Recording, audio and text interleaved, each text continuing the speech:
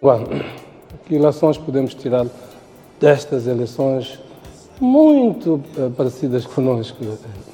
Bom, parecidas apenas na aparência, porque o que efetivamente é comum, isso que é fundamental, porque o que pareceu-me que aconteceu nestas eleições foi de fato a derrota do sentimento da supremacia sobre aquilo que é a contribuição de todos. Eu explico melhor. Portanto, nós vimos um Trump, que é da direita, e a direita tem políticas muito claras e bonitas, como sendo a tradição, o nacionalismo, mas que efetivamente com Trump foram deturpadas muitas destas teorias.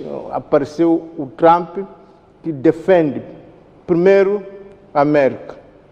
É evidente que esta ideia, há anos atrás, podia ser atraente, mas hoje em dia todos percebem que a felicidade não pode pertencer a um grupo, nem que seja um país tão grande como a América. Portanto, os americanos rejeitaram essa ideia de que deviam ser felizes apenas no mundo, ou que deviam ser felizes pisando a China, pisando os outros. Por exemplo, Trump ignorou por completo os países africanos. Para ele, a África não existe, é por isso que nós assistimos à existência, ao surgimento, no tempo de Trump, de muitas ditaduras, prolongamento de mandatos, coisas assim. Portanto, se nós estivermos atentos, que ao acontecer a eleição presidencial, também houve a eleição do Congresso.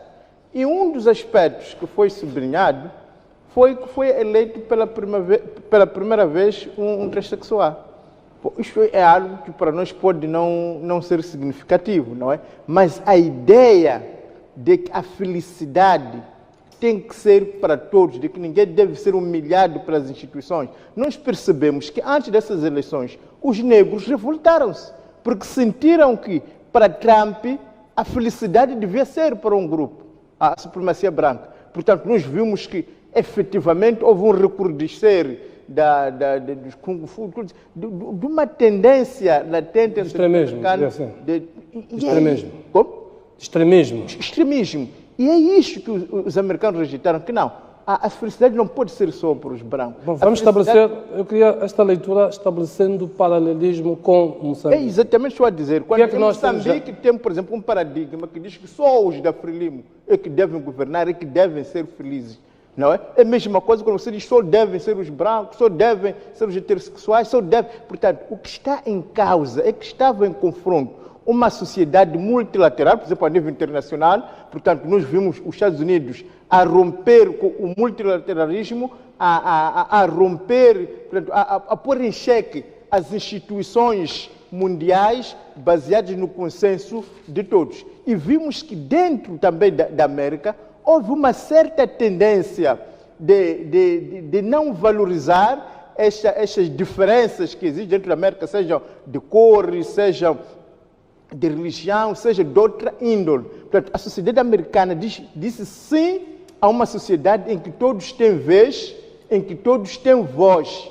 Portanto, eu vejo o paralelismo mais a este nível, em que efetivamente vimos um Trump que, partindo de um projeto bonito, como sendo da direita, foi se extremando, por exemplo, o não se interessar com a opinião pública. Portanto, nós vimos tanto a opinião pública mundial como a opinião pública americana. Portanto, Trump remava contra os órgãos de comunicação social, contra a imprensa. E a sociedade de hoje, que é uma sociedade livre, transparente, de comunicação, diz que não é possível você fazer política de costas contra aquilo que é a comunicação social. Portanto, é uma sociedade que, efetivamente, apesar de reconhecer que o projeto da direita, que é fundamental, quando fala das questões econômicas, do emprego, portanto, quando Trump dizia que, olha, a grande teoria, a teoria social é o emprego, é verdade que o que um homem quer não é uma ajuda, é ter um emprego, poder lutar, poder ganhar a vida. É um projeto importante. Que a América deve produzir riqueza, isso é importante. E é por isso que teve também uma votação expressiva. Mas houve claramente a ideia de que as questões econômicas têm que estar aliadas também às questões da dignidade, às questões de valorizar o outro, seja a nível interno, seja a nível externo, a ideia de que os afro-americanos são tão dignos como os brancos, heterossexuais, como... É esta ideia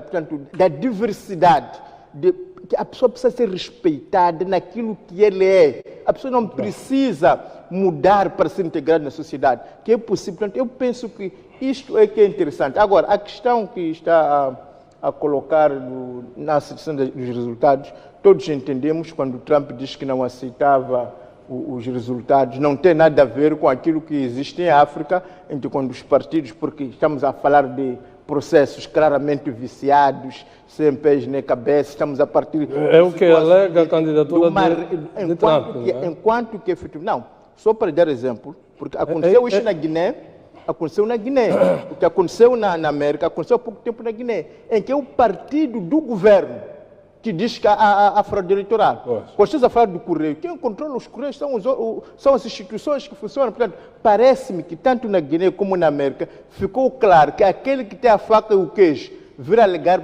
fraude é a conversa fiada, é por isso que Trump está a ser, portanto, declarado vencedor, há uma ameaça interna, mas que nunca chega. Por quê? Porque não se trata efetivamente de nenhuma fraude, nem se trata de uma reivindicação séria, trata simplesmente de alguém que não soube aproveitar a oportunidade que teve, de alguém que não quis ouvir os outros, de alguém que caminhou célere para a sua autodestruição, porque oportunidade de pôr em prática o seu projeto político teve e muito.